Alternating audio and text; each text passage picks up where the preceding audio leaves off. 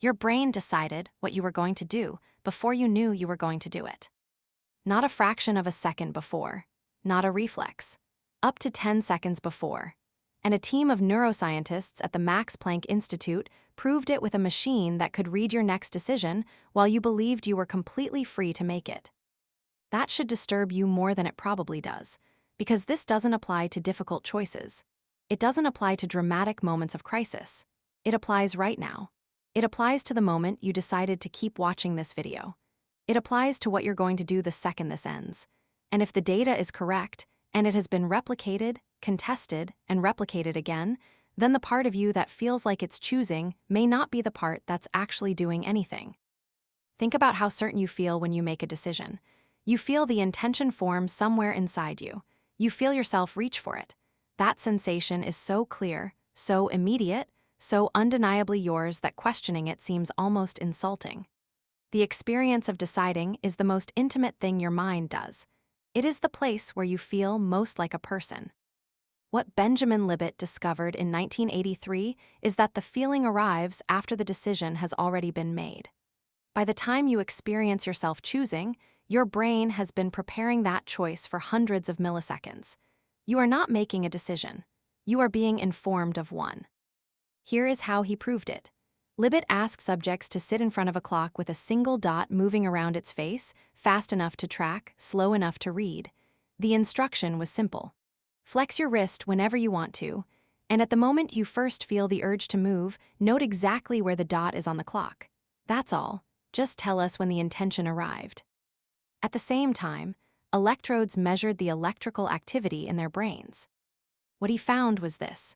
Before the subjects moved, there was a slow buildup of electrical activity in the motor cortex. Libet called it the readiness potential. This signal appeared 550 milliseconds before the actual movement, just over half a second. Half a second of your brain preparing to act while you remained completely unaware that anything had started. But subjects didn't report becoming conscious of their intention until 200 milliseconds before they moved, which means the brain was already building toward the action 350 milliseconds before they felt anything at all. You felt the decision. The decision had already been made. The scientific community spent years arguing about this. The margins were small. The setup was debated. People needed to find a way around what the data implied. And then in 2008, a team at the Max Planck Institute removed the remaining room to argue. John Dylan Haynes and his colleagues put subjects inside an fMRI scanner. A stream of letters appeared on a screen. Subjects were told to press a button, left or right, whenever they felt like it. The only rule was to remember which letter was on the screen at the exact moment they decided. That way the researchers could pin the decision to a specific point in time. But they were also watching the brain in real time. Specifically the prefrontal cortex and the parietal cortex, the regions most associated with planning, intention, and voluntary action. What they found should not have been possible. Using the pattern of activity in those regions alone, the researchers could predict which button the subject would press. Not after the decision, not at the moment of decision, up to 10 seconds before the subject reported making any decision at all. 10 seconds, long enough to have a thought, long enough to say a sentence, and your brain had already chosen. The accuracy wasn't perfect, around 60% for a binary choice where chance is 50. But that is not the point.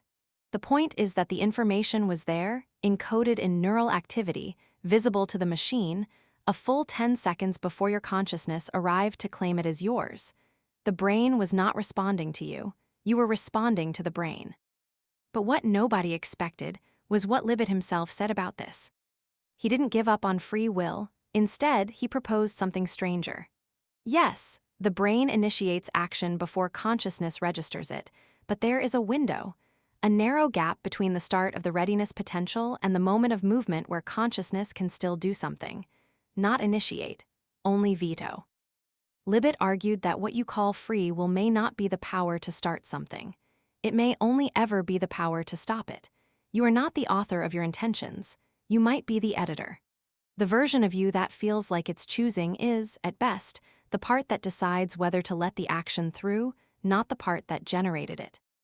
That is not the free will most people believe they have, but it is something. Here is the detail I have not been able to stop thinking about since I first read the research.